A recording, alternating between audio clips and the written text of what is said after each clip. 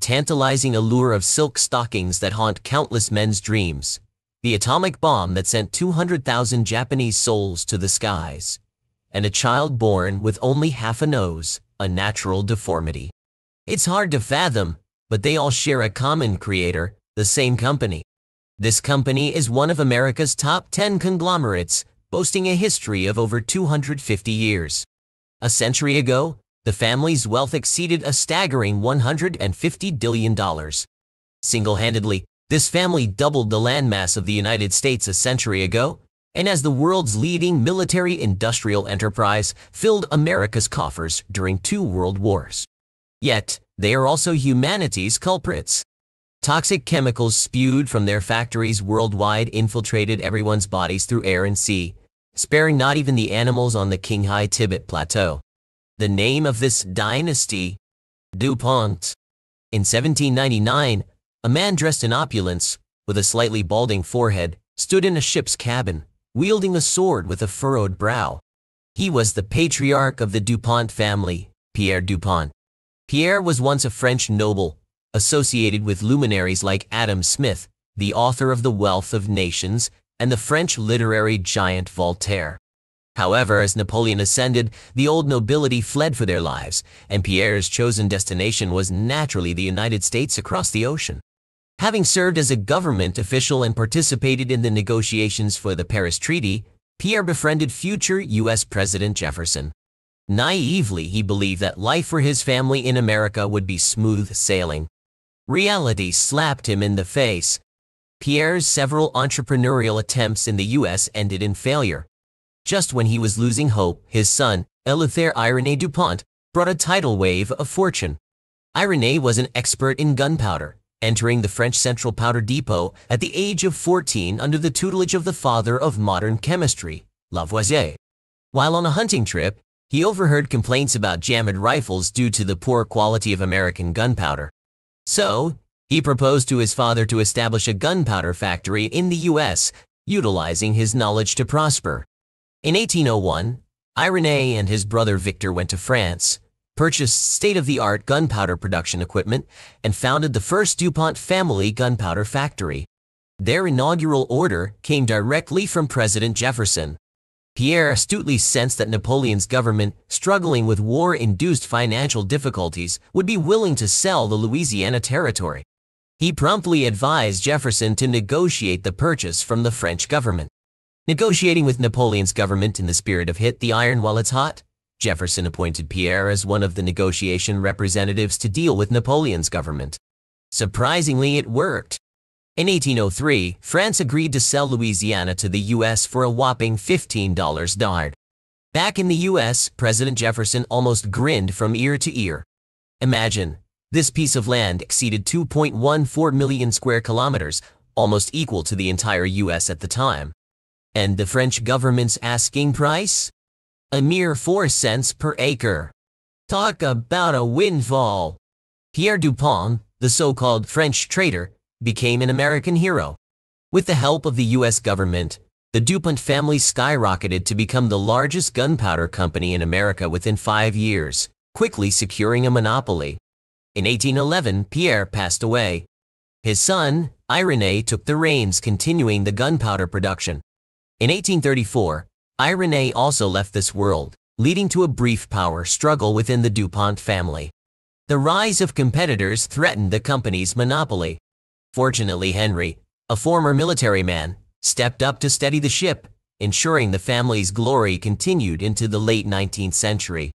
Henry's successor, Eugene, was mediocre and frail.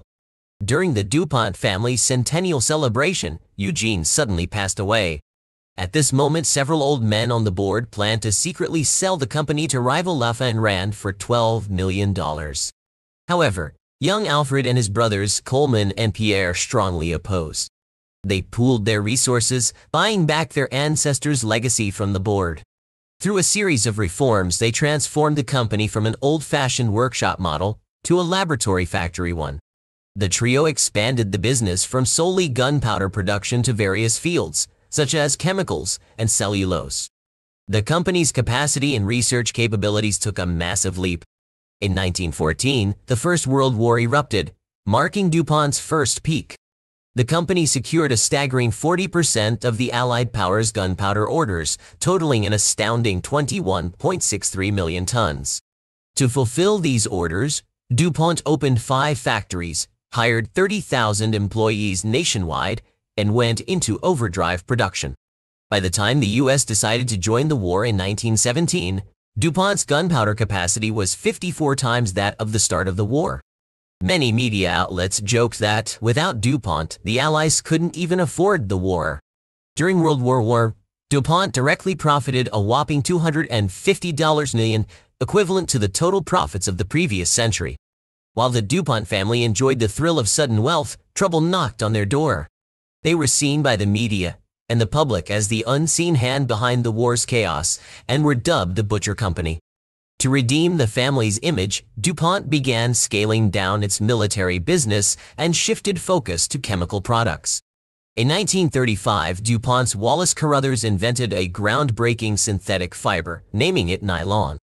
Rumor has it that it stands for "Now You've Lost, Old Nippon," as cheap Japanese textiles were flooding the American market.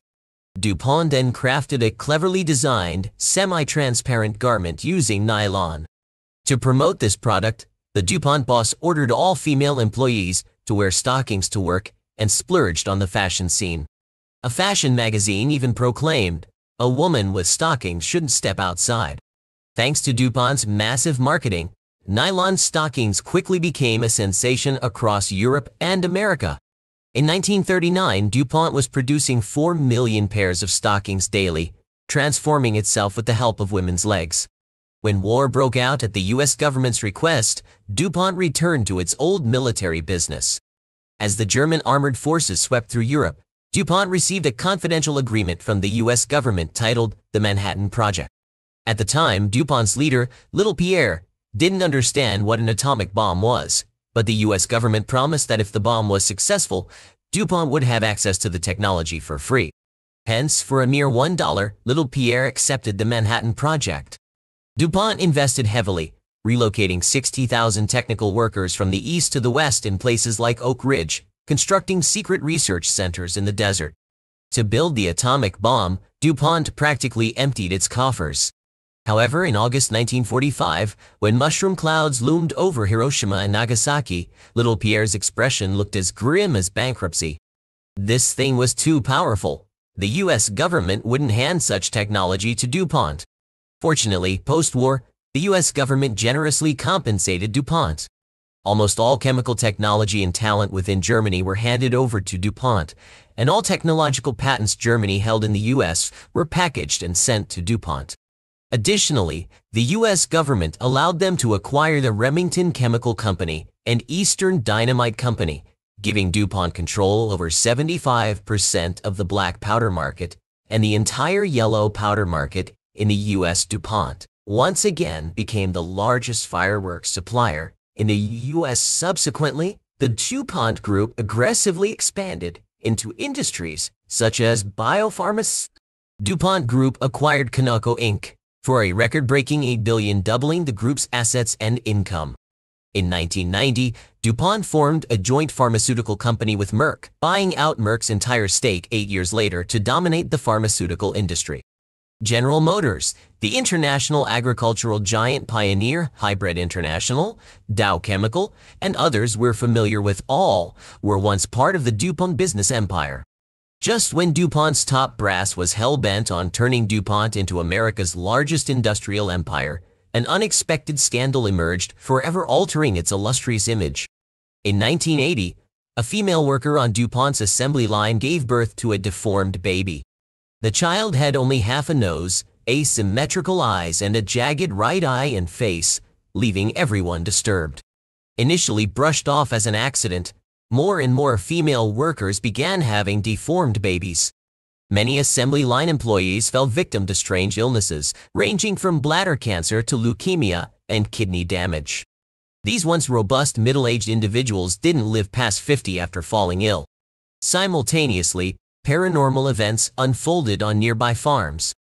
Many cows and sheep suddenly dropped dead, their teeth turned black, eyes reddened, backs arched in horrifying death. A farmer linked it to DuPont, which had dumped waste and discharged sewage into the river, leading to a lawsuit seeking compensation. DuPont, however, claimed its discharged sewage and buried waste had undergone proper treatment, meeting all standards. To prove their innocence, they even enlisted a professional institution. Yet, in the documents DuPont submitted to the court, the farmer's lawyer discovered a substance abbreviated as FOA, not found in any previous chemical materials. The lawyer immediately demanded DuPont explain the composition and purpose of this substance. DuPont reluctantly submitted a 100,000-page document to the court. After years of scrutiny with the help of scholars, the lawyer uncovered the culprit hidden in the vast sea of text: perfluorooctanoic acid, FOA.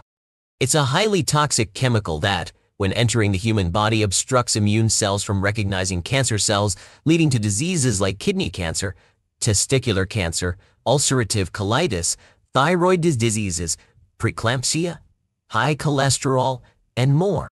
DuPont extensively used this substance because it's an excellent surfactant useful in producing non-stick Teflon coatings for pans.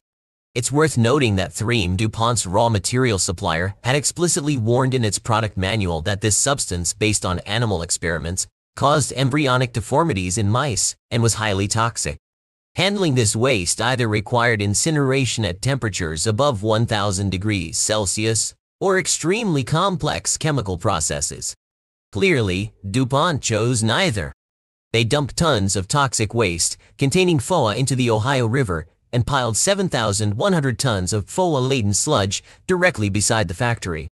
As FOA is nearly impossible to decompose under natural conditions since 1962, this substance has spread to every corner of the world through oceans and air. In 2021, a research team from Tsinghua University integrated data from 526 drinking water samples in 55 Chinese cities. They found FOA concentrations exceeding 100 nanograms per liter in some cities in East and Southwest China, and in certain places, the concentration even surpassed 3,000 nanograms per liter, 35 times higher than the official safety standard, 85 nanograms per liter. More shockingly, FOA was detected in rainwater in the Qinghai Tibet Plateau. This practically means that no matter where you hide on Earth, you can't escape DuPont's poisoning. The deformed baby mentioned earlier underwent more than 30 surgeries in his lifetime, but never fully recovered a normal face. The latest studies reveal that besides the lethal diseases mentioned earlier, FOA also causes liver damage, reduced fertility, obesity, asthma, hormone suppression, endocrine system disruption, and other illnesses. What's more alarming is its half-life in the human body, lasting up to 8 years. Once entered, the harm is boundless. Sadly, as the instigator of all this, DuPont paid a mere $670 in compensation and escaped punishment. Yet, it rakes in over $1 billion in profits annually from this business. With the U.S. government's leniency, this crime against all of humanity has boldly persisted for over 50 years.